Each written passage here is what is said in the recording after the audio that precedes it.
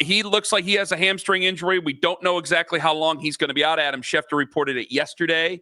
We'll know more during the media availability with the Browns later on today as they put the pads on, get ready to run into each other, and we actually start playing some football out there during Browns training camp.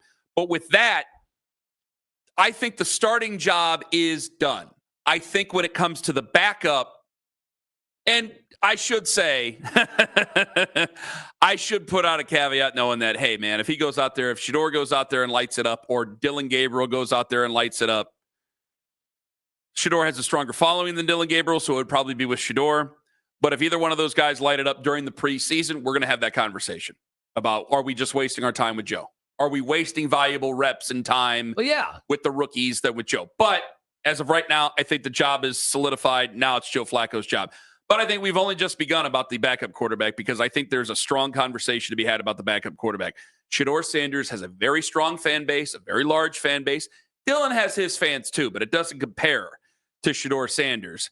And I think that you could see a scenario where Shedeur might look good in the preseason, but Shedeur is still number 3 on that depth chart, and a lot of people are going to be upset because I don't think that there's a natural trust with what the front office or organization in general, coaching staff, does with this football team, especially because you're coming off of 3-14.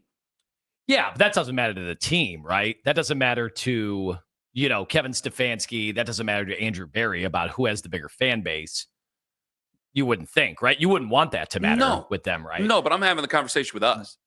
And I think that you could see, remember we had that conversation a couple of weeks ago. The smartest man in the room conversation, where everybody thinks they're trying to be the smartest guy in the room. And every now and then they kind of are trying to be that way. I think you would get a smartest man in the room conversation out of it because people can only go with what they see.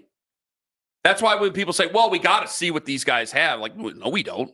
I don't need to see it. If the Browns aren't willing to put that guy out there, whoever that guy might be, why do I need to see it? They're as desperate as it gets. If they're not willing to throw a guy out there, that must mean he's really terrible. So if they see him in preseason, he plays well. If Shedeur plays better than Dillon, then there's going to be some people definitely upset if he's still number 3 on the depth chart instead of number 2. Well, I mean, if Shedeur plays better, you got joint practices, and granted, we don't see very much in the way of video from joint practices, right? Mm-hmm. You really don't. If anything, it's heavily edited. I'd argue, man, that's the stuff you want to see. That's the stuff more than any of the training camp stuff, more than any of the preseason games. I mean, joint practice, that is where I truly dig in to what the reporters who are there are saying from both sides, by the way. Well, yeah, because you got guys fighting each other. Yes. And the fact that the opposing teams, they want to take the quarterback's heads off. There is not some nice handshake between the teams, like, hey, we're going to protect you guys like you would your own guys. Mm-hmm. So that's the stuff that's going to be the most important. It's also why I think, man, if Kenny Pickett can't take part in those joint practices, that's it. This is over. Like we've said, Joe Flacco, it's his job, to start week 1. And now we're just really battling it out with all the reps and stuff. We're battling it out to see who's going to be the backup and what the order is going to be once we go into the season. But as far as Shedeur and Dillon Gabriel, both these guys have ample opportunity to take advantage. Now, Daryl did bring up, it is pretty noticeable that Shedeur has had the least amount of opportunity of all the guys. And that's kind of consistent with some of the stuff we had heard initially, which is Shedeur's got the longest way to go.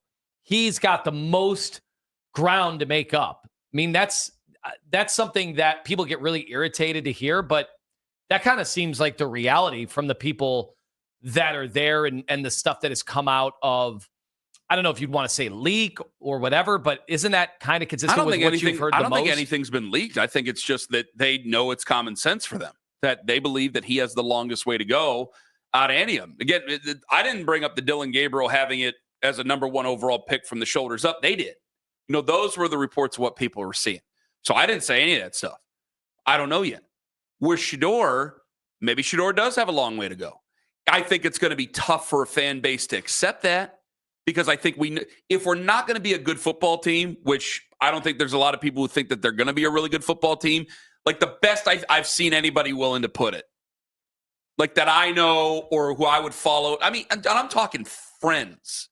7-10 is the best where people are willing to put it, which would probably be a Definitely be a season that I think that Kevin Stefanski would stay around. Yeah, that's if a lot of stuff goes right. Okay, if they're not going to be that good, then they want to be entertained. I'm sorry. Unless Dillon Gabriel goes out there and lights up the Cleveland sky, already Shedeur Sanders is a much more entertaining name than Dillon Gabriel. Mm-hmm. So they want to be entertained. Good, bad, ugly, there's still the entertainment factor in it. If it's going to be bad or ugly, they definitely want to be entertained. 216-474-0092. Jeffrey in Cleveland, you're first up on the Fan. Yeah, I think that you guys was right earlier when I was listening to your colleague saying that when he was picked in the 5th round, Shedeur, that is, when he was picked in the 5th round, I think, and all these lesser quarterbacks and guys going in front of him, that might have took him out of his winning hookup. I think, I think he lost a little step there, and it might have been more than just one step because he hasn't been this winning guy. And now you guys saying he's got a lot of room to make up. I think they kind of took him out of his winning ways. What do you think? I don't understand what you're trying to say there, Jeffrey. You're saying he was a winner, or is he not a winner? If he would have been picked in the 1st round, he would have been the Shedeur we saw in college. Okay? Everything he did was right. He never made a mistake, no speed tickets, no sort of off-the-field activities, but he did not. So going in the 5th round, then he's getting these speeding tickets clashing, So I think that it did take something away from Shedeur when he saw these lesser quarterbacks go in front of him. So he got speeding tickets because he's a 5th round pick? No, not because he's a 5th round pick. I think he's kind of like for just a minute or two, he stopped caring as much as he did when he was a winning quarterback in college. No, I sorry, Jeffrey, I disagree. I'm not trying to be difficult. I swear to God, I was confused. A big jump to a conclusion. You're trying to link things. Took his eye off the prize because he was a 5th round guy, so he could start assing off or something like that. I mean, isn't every story we know about the real competitors in the NFL that the more they drop, the more that sticks with them, that they remember every quarterback taken ahead of them, that they remember that they literally have a in their lockers, like every name of the guys because they want to prove everybody wrong. The mentality I've always heard from that dude is he is a fighter. It's why I brush back anytime people are like, he was gifted all of this because of who he is, because of who his dad is. I'm like, that is the complete opposite of everything I've ever heard about him. Who's his hero and who does he talk to? Greatest of all time, Tom Brady, right? I mean, we had a whole documentary called The Brady Six, which he knows all the people who were taken ahead of him. Why wouldn't Shedeur Sanders know all the people that are taken ahead of him? Why wouldn't that light the fire? I just think that he drives fast. He probably needed to slow down going up 71, obviously. But I don't think that he was down about being a 5th round pick or anything like that, and that caused him to take his eye off any sort of a ball or prize or anything like that. I'm sorry, I just didn't follow that. Jay in Cleveland, you're next up on the Fan. Hello. Hey, guys, I might be totally off base with this, but I feel like we, not just you guys, but everybody might be a little contradictory with this whole Shedeur thing. Didn't all of us agree from the get-go that we wanted to take it slow with him and let him learn from the ground up, but yet everybody's worried about how many reps he's getting? I'm not saying you guys specifically, but everybody, all of us fans, I don't think we should be getting too upset that he's not getting many reps. Don't we want to take it slow with him and let him develop? Well, I still want him to be, if they're going to have 4 quarterbacks and they're going to invite all these camp hands in, I do want him to get quality reps. I don't want him just standing around. So this is a blessing for him. And I mean, if Kenny didn't get hurt, I would still want him having some sort of a chance to throw with some decent targets just to see, okay, is the targets he throwing to just bad, or is he just bad? Are they off target? Or if he does get a chance to throw to Jerry Jeudy, can I look at him and go, boy, he ain't got it? I mean, Jerry's one of the better ones, and he ain't got it. Or maybe he does have it if he's throwing to Jerry Jeudy. You know, I would like to see a little bit of that, and I think that we're going to get our chance to now, especially with Kenny Pickett out. Yeah, I agree. We see all these clips online of him throwing tight spirals and whatnot, and it looks good. But, again, everybody's in shorts and T-shirts. I totally agree. Let's see him in preseason and see how it looks. And if he's not ready, then that's where we develop him. The online clips, and Jay, thank you very much for the call. The online clips, I mean, this is where social media runs you the wrong way. Shedeur Sanders means clicks. Shedeur Sanders means ratings. Shedeur Sanders means more eyes on your advertisements. They're going to show a lot of Shedeur in camp. They're going to show a lot of them.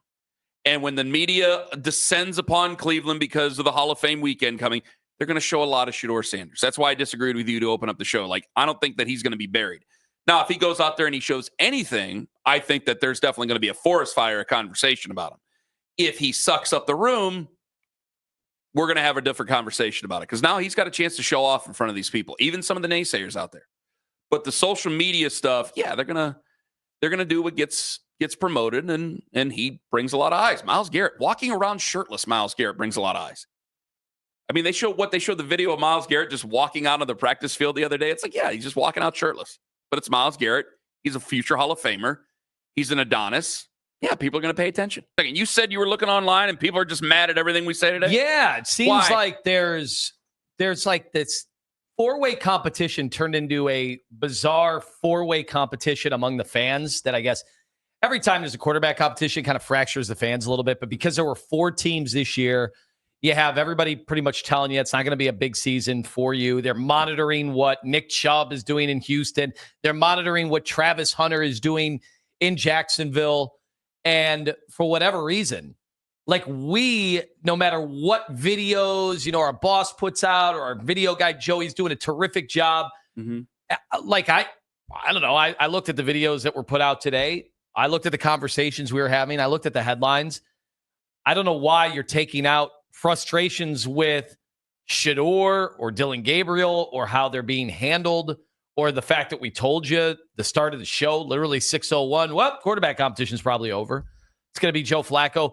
Why are you taking that out on us? What kind of news are we conveying that is the problem here? Well, what are they saying? What's being said about me right now? I'm not on social media right now. Everything revolving Shedeur. Like, I don't understand. And the only argument we got in about Shedeur is how big of a story it is. I said this has been nowhere near the Manziel circus from day one. Like, when Manziel was here, it was national media. They were renting houses in Northeast Ohio to cover him every day. Mm-hmm. That hasn't been the case at all for Shedeur. We can be honest about that, right? Like you did say, to your credit, like that's coming this week because of the Pro Football Hall of Fame. But I think that's going to be more of a check-in. Let's check in and see, is he still fourth string? Well, because of the Pickett injury, it's not going to be fourth. Is he going to be third? Is he actually being given a chance to start? If he's not really being given a chance to start, if he's not even going up against the ones or playing with the ones, then the Shedeur thing's not even a conversation anymore, right? I'm not being disrespectful to Shedeur Sanders. At least I'm not trying to be. No, not. Who's being disrespectful to him? Me and you have both said, like, if he starts to shine and be truly special, I do think there hasn't been much of a chance for that at all. So what the hell is everybody's problem? Look at how few passes these guys are all throwing. What's everybody's problem then? They're going to have to call in and let me know, because I don't understand what we're missing here. What are we missing? I don't know. I'm asking you questions you don't even know. So I'm not trying to start arguments with you. I don't know what on earth we could be missing. What I'm saying is, I think it's common sense. You have Joe Flacco to start out the season. Are they mad that we're just saying that Joe Flacco starts out the season and that's it? I think probably that's part of it. The show has come to a conclusion that Joe Flacco is going to be the starter to start the season, and then that's it. I do think, like Dan Orlovsky, unless Kenny's not that hurt. We played that audio very early in the show about Orlovsky, and it was from the end of last week or whatever. And I know our weekend shows did a great job reacting to, are we wasting time? Any throw that Joe Flacco makes in a regular season game, any start that he makes, well, now I'm going to get mad. Is that a waste of time? Do you want to play that clip 02, by the way? Now, I don't mean to put you on the spot. When you got it ready, go ahead and get it here. Because I might, if we're just going on what Dan Orlovsky says about it, then I will get mad about it. Here's Dan Orlovsky on with the guys. Oh, excuse me, we don't have that ready yet. We'll get it. It's okay. We get it when you get it. Here we go. All right, here we go. Dan Orlovsky. Both of them would be the rookies. I would be doing everything if I was Cleveland to see if one of those 2 kids I drafted could be a starter this year. And then you have the opportunity to evaluate, is he a starting quarterback or is he not a starting quarterback? Is he a starting quarterback that we can win games with? Because then that maybe changes the way you view those 2 first-round picks for next year. Audio courtesy of the Fan on the afternoon show. That's Dan Orlovsky of ESPN. Now, I don't want to go too crazy because I told you about the irresponsibility that I think that people are getting when it comes to the rookies.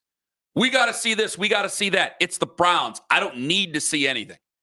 They're as desperate as it gets. But did we not just talk to Daryl 40 minutes ago? And Daryl said that he believes that they're preparing Dillon Gabriel to play at some point this season. Why does it have to be now? Why does it have to be as soon as possible?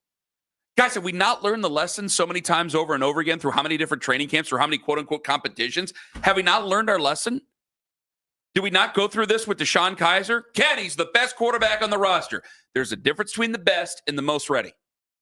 And Joe Flacco would be the most ready. Kenny Pickett arguably would be the second most ready. Okay?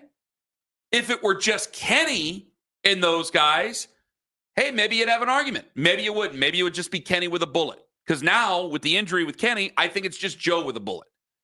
You got 4 different guys. Now you have 3. That's still a lot of reps to share. It's still a longer preseason, even though you only have 3 games instead of 4. You have plenty of joint practices to start to get some of that figured out. They're not just going to be going and doing everything you want them to do and just giving you a look. They're going to work on certain things together, absolutely. But there's going to be more competition. So I would be shocked if Dillon Gabriel or Shedeur Sanders, either of them, were to be in a position to start in the first 3 games of the season at all, unless there was an injury. Well, they're going to have a joint practice with Carolina next Wednesday, right? Yes. And originally, before Kenny Pickett got hurt, it was going to be Joe and Kenny, right? They're getting all those joint practice reps. Well, now we're reevaluating Kenny at the end of this week. So he's not doing joint practice. So now one of those 2 rookies is going to get snaps in a joint practice that they weren't going to get before. It was not happening. And now the door is starting to open for whichever one it is, to at least show against real NFL talent, not the 4th-string guys, that they have what it takes to be a quarterback that starts in the NFL. So if you think that the Browns don't know what the hell they're looking at, okay, fine. Fine. You can be mad at the Browns all you want, but I'm just telling you how things are looking right now. They really like Dillon Gabriel from the head up. We'll see if he can become a bigger body, but I don't care. I don't know, and we'll probably find out different from that. Is there anything, Kenny, like, depending on the year, and I've probably waffled a little bit on this, depending on kind of what the NFL was doing. I know Copycat League, and they all sign kind of, like obviously with Sean McVay says, hey, we're not going to play our guys in the preseason, then everybody basically discards preseason. So whatever, I get it. These things kind of ebb and flow. But is there no such thing anymore as a strategy to nurture a quarterback? Because what fans are just saying is, throw him out there, throw him out there, throw him out there. Well, then do you even need coaches anymore?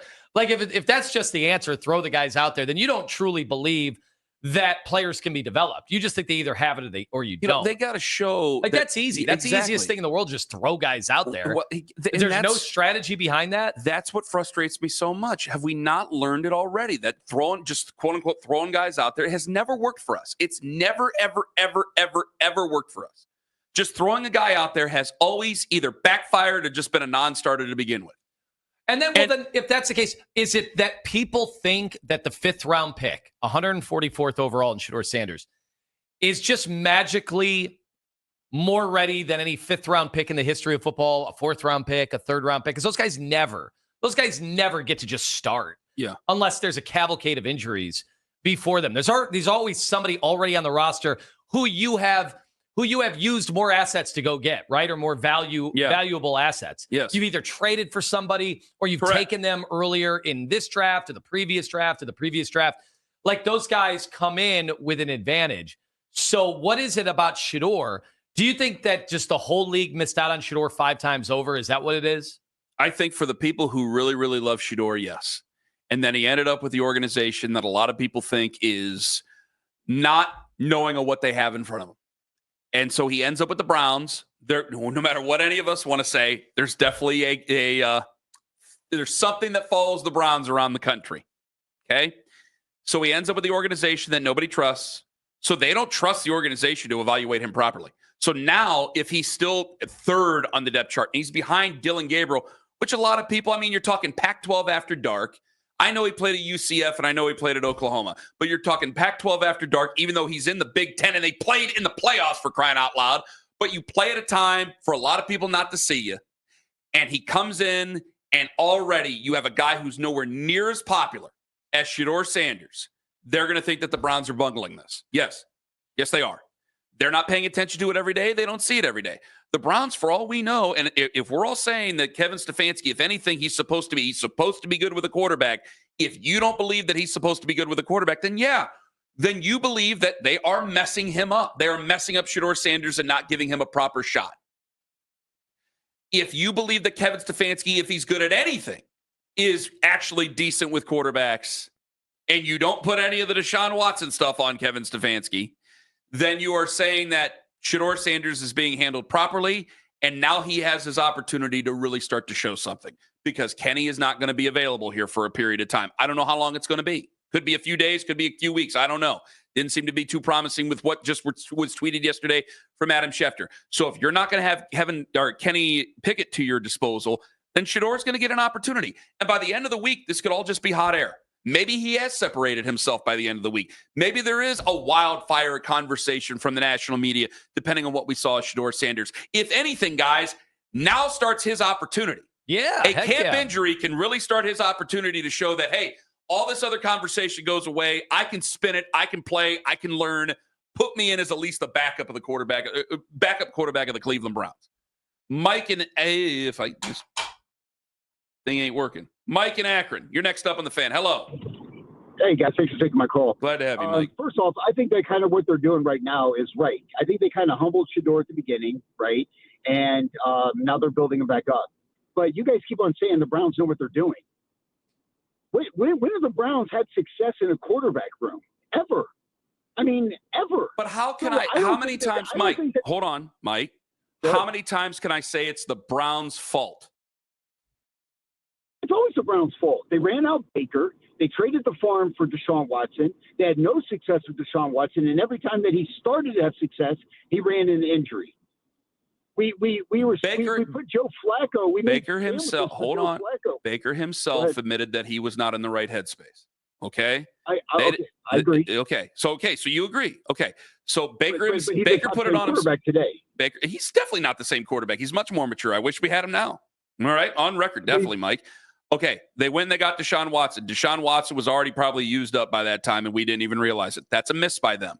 But again, do we blame Deshaun Watson, or do we blame the Browns for not doing what they can to support Deshaun Watson? I don't think anybody blames the Browns for not changing almost anything they could to make Deshaun Watson work out. I certainly don't. Do you? No, but the thing is that they have not had any success.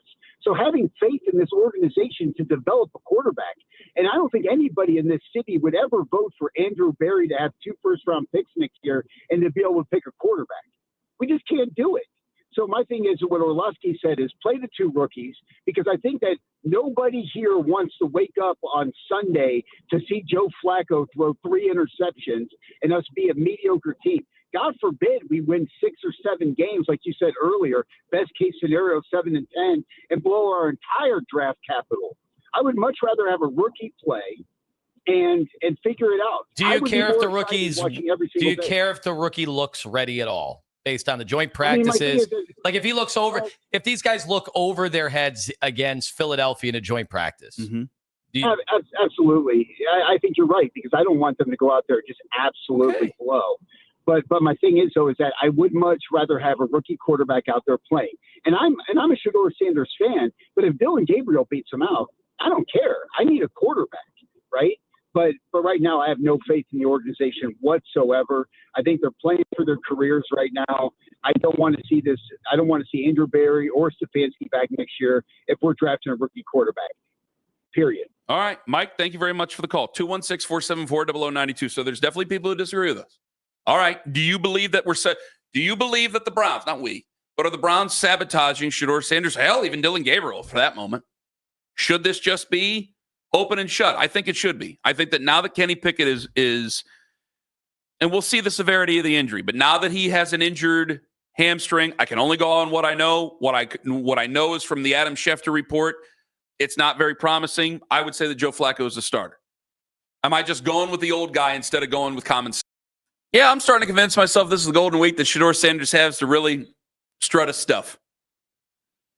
Breakout week? I think it's up to him. It's up to the Browns. Now, maybe I'll say by the end of the week, they have not provided him the proper opportunity to strut his stuff. Now, I don't know how long Kenny Pickett's going to be out. Do we have any update on that? How long Kenny Pickett might be out? Just when he's going to be reevaluated. End of the week reevaluation is all it said. Okay. So far. So that means he ain't practicing this week, right? They practice Monday, Tuesday, Wednesday. They're off Thursday. They practice Friday, Saturday. Oh, the media is going to be there for that. You have the Hall of Fame game Thursday, right? Correct. You have the Hall of Fame game Thursday, which I should know whether or not, but I'm not going to say it out loud. I'm waiting for a text from Keith about the Hall of Fame game. So I'm not going to say that out loud yet. What do you mean? Playing on it? No, are we carrying it? Oh. I don't know if we are or not. I would assume so, but I don't. They changed around the studio. Studio's changed. So I don't know where the schedule is. And so Keith is going to shake his head at me because I'm an idiot and I don't know whether or not we're playing it. So whether or not we're playing it, are we playing the Hall of Fame game? I'm making such a big deal about it now. We better be carrying it. Anyway, they have the Hall of Fame game on Thursday. Then they have the inductions on Saturday, right? Right. The parade and everything Saturday morning. So you have all that. If you have all that, then, Tone, national media is going to be in town. National media in town, you have your chance on Wednesday to show your stuff, to strut your stuff in front of everybody, and then on Friday, and then a little bit on Saturday because, Saturday they're going to be in camp. Now, that is that could be that's a real pressure moment. There you go. That if you're the Browns, you love. You absolutely love. You shouldn't run away from that. I mean, he's had major celebrities on the sideline before. He should be able to embrace it. Yeah. Now, what's the rap? The rap on him's been in his biggest games against his best opponents, he has faltered. Right? That's been the one rap on him. I think it's mostly because he hasn't had a great team around him other than a couple of players. Me and you have defended him. Yes. But I can't deny that's been the bit when we've had callers call up, trashing Shedeur before the draft. Don't take him early. And of course, nobody took him early. That's been one of the biggest issues that people have called up. They've said, did you see him against real teams? But these are better programs. So against real teams, like BYU is a much better program here over the last couple of years. Nebraska, Matt Rule, better program. Okay, Colorado, we'll see what they do now that Shedeur's gone and now that Travis Hunter's gone. But you have Joe Horn, Shedeur Sanders, Travis Hunter, a makeshift offensive line that was better his second year too. Yeah, you're not going to play as well against better programs. You're not going to do that. So I don't go against that. Now, if he goes out there and he just starts throwing ducks all over the place, then we'll know he's QB3, and then that's going to be the end of it. I don't think that they would cut him if he's still throwing ducks all over the place because I do think that there is some cachet there. I do think that they want to make sure all the stones are unturned. I just wouldn't guarantee him a spot to actually go out there and play. Again, when we keep saying we got to see what he's got, do we really? The 17-game schedule. We will eventually, I'm sure, see what he's got, if anything. And it's the same thing for Dillon Gabriel. But if they're not ready to go out there and conduct an offense and defend themselves and to give the Browns the best chance to win in any certain game on this football team, which is as wide open a competition as you could find after this injury, then, what the hell? Then I guess I don't need to see him. Chris in California, you're next up on the Fan. Hello, Chris. Hey, good morning, guys. What's going on? Good morning to you, Chris. Chris is listening on the free Odyssey app. Chris, go right on ahead. Hey, this is for Dan Orlovsky. Dan, you're a career bum. You're trash, bro. So your take is trash. All right? So I believe the injury is a farce for Kenny Pickett. I feel like it's just to make room for Shedeur Sanders to get reps. The best quarterback. Why would Kenny Pickett go along with that? Because he has no say. The NFL is bigger than one person.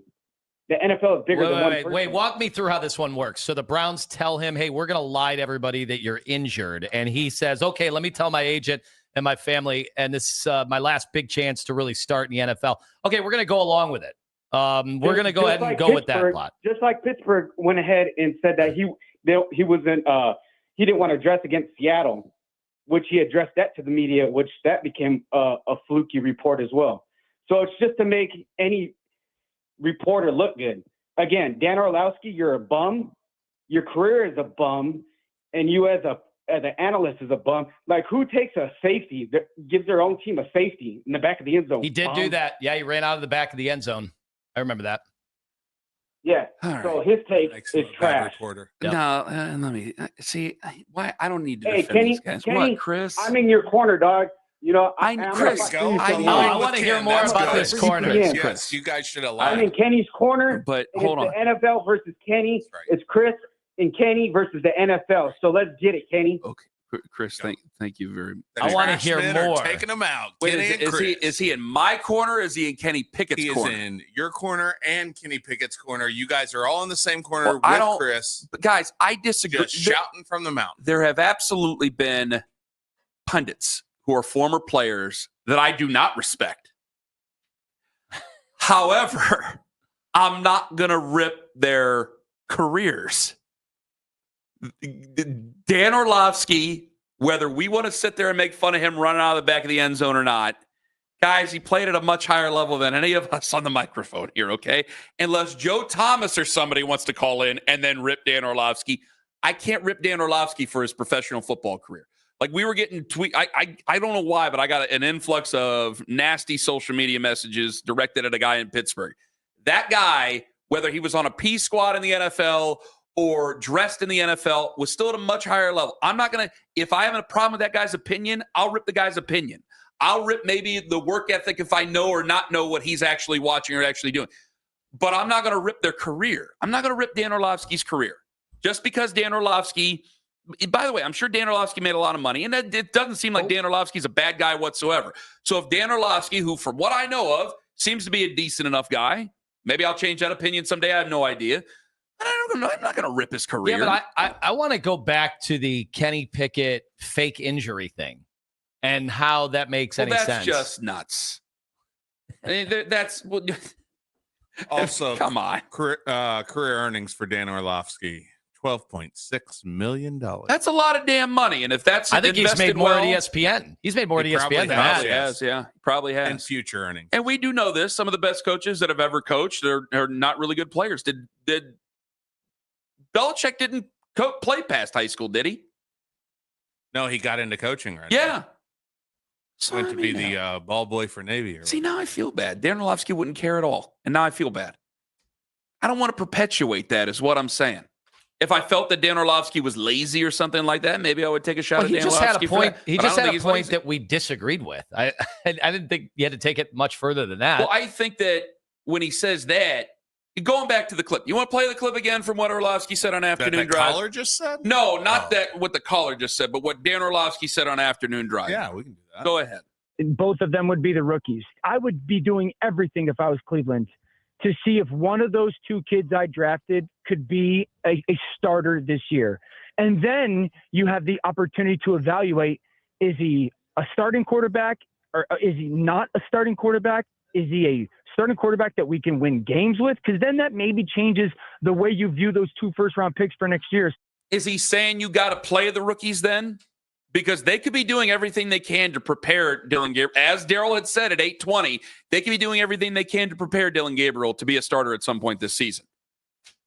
I mean, listening to that clip, I didn't really even disagree with that clip. The disagreement was before that he said, take the over on the Browns win total. And how can you take the over and then also say play only rookies at quarterback? That was my issue at 7 or at 6:20. Especially rookies that were 3rd and 5th round picks. That normally is a losing formula in NFL history, with the exception of one guy recently, and that's Brock Purdy. Yes. But again, other things said, but I think you're right. He also had to be on the most talented team in the league, or the second most talented team in the league. He also had to have other guys that weren't ready to take that. I mean, you look at the point made with Trey Lance, where Trey Lance got picked number 3 overall, and he had every reason to be put out there. And Kyle Shanahan did not put him out there. He wasn't ready to go. Brock Purdy was ready to go. See, I'm glad you brought him up. That's the only argument I'm making with everybody. Whether you love Shedeur Sanders or hate Shedeur Sanders, you can't tell me that you're not curious about what he's going to do. Whether you I don't know why you'd hate Dillon Gabriel, but if you love or hate Dillon Gabriel, yeah, it's okay to be curious about what these two guys could do. But I don't think that the Browns are going out of their way to sabotage either one of these guys. Certainly not Dillon Gabriel. And I really don't believe Shedeur Sanders because of the pressure that's on him, because of the fan base, because of the dad. So I don't think that they're going out of their way to sabotage either one of these guys. Who's to say they're not doing this already? But there's a difference between preparing them to be ready to play at some point and them actually being ready to play. Because I could do everything I can to get a guy ready to put Shedeur Sanders in the right position or Dillon Gabriel in the right position. I can do anything I can to get those guys ready. But if I'm not comfortable with putting them out there on the field and my coaching staff isn't comfortable and the veterans aren't necessarily comfortable with it, then he ain't going to play out there. I'll get somebody off the scrap heap then if he's not ready to go. I'm not just going to do what we did with so many other guys and just throw them out there because, well, we got to see what we got. If they can't be on this team starting, then we already know what we got.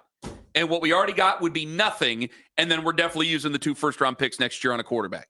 And even going with the crazy Colin Cowherd stuff, which isn't even that crazy because it's the Cleveland Browns, a team that traded 3 first-round picks and gave guaranteed money to Deshaun Watson, a team that traded for Odell Beckham Jr., which Odell Beckham Jr. worked out for a season, let's be honest there. A team that's not afraid to make strong moves. Yeah, you're telling me about Saban and Jimmy Sexton and the Mannings and Jimmy Haslam and all that going around and that could possibly be next year. Yeah, nothing's crazy. Nothing's off the deck. 216-474-0092. The only argument that I think is really there isn't starter anymore. Unless you believe that Joe Flacco just should not be guaranteed the starting job. After this injury, I think Joe Flacco should be guaranteed the starting job. I think my open competition right now, and I think we've only just begun, is who the backup is. Who the primary backup is. And I'm telling you right now, with what this team is and isn't, not a contender, they are an open position. They are an open job right now. Shedeur Sanders better take this as an opportunity. This is the door opening for him. This is huge. This is huge for him. It should be huge for Dillon Gabriel. It should be huge for Dillon Gabriel because I think a lot of people, and you might not like hearing this, I think a lot of people believe that he's definitely the guy who would be the leader in that spot. They love his head. I think the veterans, they go, man, he's smart. He's kind of got it figured out. We'll figure out more with John Greco coming up tomorrow morning with that. But I think a lot of people would feel that around the organization, that Dillon Gabriel kind of knows it. This is their opportunity to cement themselves down as I'm the number 2. It's your job now, if you are Dillon Gabriel or Shedeur Sanders, to make this week off really hurt Kenny Pickett. To make it where you don't even need to bother. He's not your Sam Darnold. He's not your Geno Smith. I'm your guy after Joe. Put me in this position. It could be a very big week for either one of these 2 young men. And it could be a very big, and not just this week, it could be a very big next week as well. When you go to Carolina, you have the joint practice as well on Wednesday. You have the preseason game on Friday. Because when you have the preseason game, now one of these 2 guys are going to, is Joe Flacco going to play in that preseason game? Okay, so you could see a scenario now where Dillon Gabriel plays the first half and Shedeur Sanders plays the second half. Am I wrong? Yeah. Okay. So now you're really cooking with something there. If Shedeur does well, I don't care if it's against 3rd and 4th string guys. He's going to get if Shedeur does well now. in the second half, then you're going to have that conversation. This is opened up for him. I get it if you don't trust the Browns. I get it if you, like me, did not understand their setup going into all of this. It does open up a little bit, and now Shedeur absolutely has to take advantage of it, Kenny. You're right. Has to pounce. This could be. And you're right, too. The national people, this will be the time they are there. Because they haven't really been there yet. Now they're going to be here because of Canton, because of the Hall of Fame stuff. Do you disagree with your own statement then you made at 6 o'clock? Well, here's the part that you make it. No, honestly, you make a compelling case. Thank you. The part that I disagree with is it isn't. You disagree with me or your previous statement? The stuff, I remember Mike Greenberg said the biggest story of the offseason, right? The biggest story is going to be Shedeur Sanders with the Browns. It hasn't. It flat out has not been a huge story. I listened to talking heads all over the place. Shedeur has been like the least talked about of a lot of these rookies, right? I've heard so much more about other guys. So since camp started? Well, part of it is because he's been 4th string. How are you going to talk about a 4th stringer on one of the worst teams in football? Well, because what's the story there? Before camp started, I think he was a story. Him and Shamar Stewart and Aaron Rodgers. Yeah, okay. I do think all TJ Watt. SEO, right? Yeah. The engagement stuff. Yes. Like, if you just mention Shedeur, but it's not based in reality, right? The only reason some of the talking heads, and they're predictable, were bringing this stuff up was because they wanted to capitalize with views and all of that. Now that we're getting into training camp and everything, So far, on the way back to Chicago, I was listening to some of the big football podcasts. I didn't hear Shedeur's name once. In fact, most of what I heard was Browns are a last place team. Bet on the Browns under. Bet on the Browns to finish last, and tease that, parlay that, I should say, with other bad situations. Like, I haven't really heard much about Shedeur at all. You got to be. Point. It's not that that's wrong. I don't know how good they're going to be either. But I think that we live in different worlds. They're in a world where they have to try to win because you never know what's going to happen in the future. But I think in our world, it's going, then why are we even having this big conversation on who should start? Because if you're one of the people who go, my job's not on the line, I want to see what these guys have, then Joe Flacco at 40 years old ain't going to get anybody going. No, I totally get that. So I think we got to be a little bit careful about that.